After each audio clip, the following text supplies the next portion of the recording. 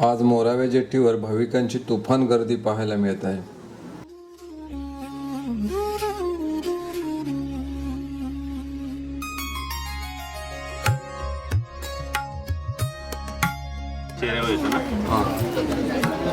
विनोद चला यमुना सामाजिक शिक्षण संस्थेद्वारे दुसरे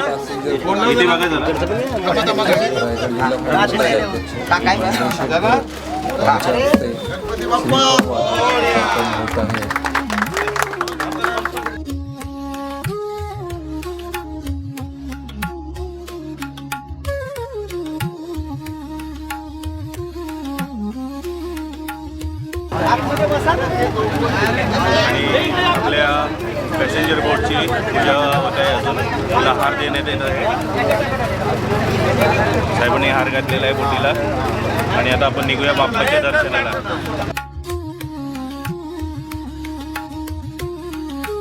या मंदिरापर्यंत पोहोचण्यासाठी समुद्रात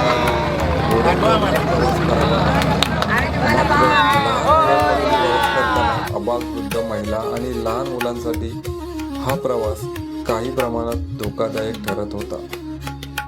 मध्यंतरी घडलेल्या एका घटनेमुळे भाविकांमध्ये भीतीचे वातावरण निर्माण झाले होते.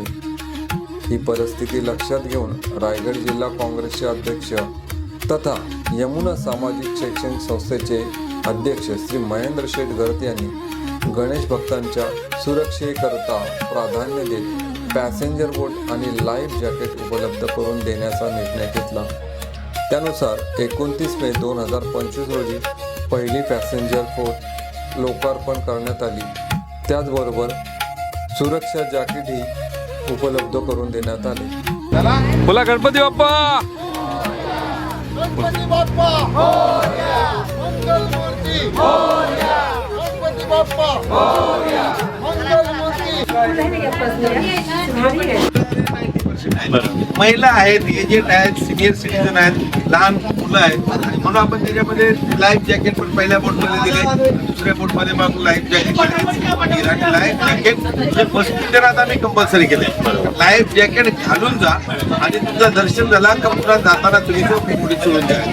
कारण हे याच्यामध्ये छोटे रिस्क आहे मध्ये एवढा खोल समुद्र आहे आणि कुठं तरी काय झाला चुकून एखादा पडला काय झाला बस लाईफ जॅकेट त्याची बाप्पाच्या पुढे होणार नाही.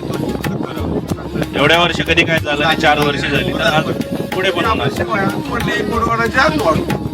देणार देतो आपला काय मालकाचा माल आहे.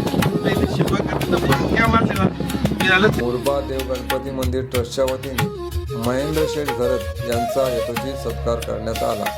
यावेळी बोलताना महेंद्र शेठ गरत म्हणाले, मी फक्त गणेश भक्त नाही तर सेवक आहे. भक्तांची वाढती संख्या आणि त्यांची सुरक्षितता लक्षात घेऊन दुसरी पॅसेंजर बोट देण्याचा निर्णय घेतला. भक्ती आणि सुरक्षेचा संगम साधण्याचा हा एक छोटासा प्रयत्न आहे. मोरावे गावातील तरुणांनी समुद्रात उभारलेले मुरबा गणपती मंदिर हे त्यांच्या जिद्दीचे आणि श्रद्धेचे प्रतीक आहे. या उपक्रमामुळे स्थानिक तरुणांना रोजगाराच्या नव्या संधी निर्माण होण्याची शक्यता असून पर्यटनाच्या दृष्टीने या ठिकाणचा विकास होऊ शकतो, अशी दूरदृष्टी महेंद्र शेठ गरत यांनी मांडली आहे.